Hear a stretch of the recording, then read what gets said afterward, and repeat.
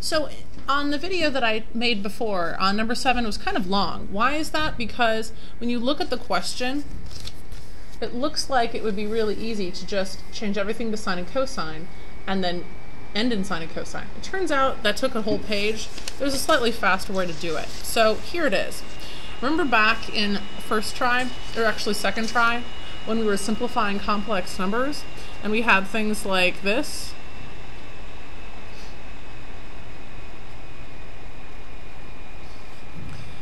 At the end of a quadratic formula solution, we would have something like that. And I said, this is not a complex number because a complex number is in 2 separate parts.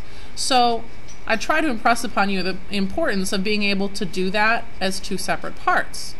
So when we simplify as 2 separate fractions, we get a final answer like that. Remember that? Well, that's basically what I'm going to do here. With question number 7, we start with this expression.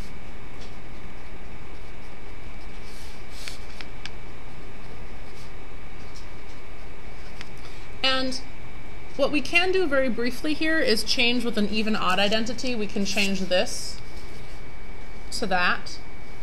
Notice all the even-odd identities have the argument as a negative x. So they're really easy to spot. You can clearly see that is one of them. So I'll do that first. I'll change this to negative cosecant of x.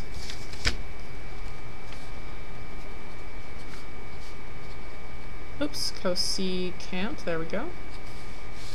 So there's the little substitution right there. Now, looking at this whole thing, can you see that the structure here is the same as the structure here? That this is a composite fraction with a binomial numerator and a monomial denominator? Like so. There's 2 parts here and 1 part here. So what I'm going to do now is I'm simply going to rewrite this from this format to this format. So I'm basically going to write this as 2 separate fractions. So I have secant of x over secant of x times cosecant of x minus this other numerator, cosecant of x over secant of x cosecant of x. And you can see I've gone basically from this to this. So 1 big fraction with 1 denominator into 2 separate fractions. The cool thing is that things start canceling very quickly, and I get 1 over cosecant x and 1 over secant x. These two are very obviously reciprocal identities. So 1 over cosecant is sine,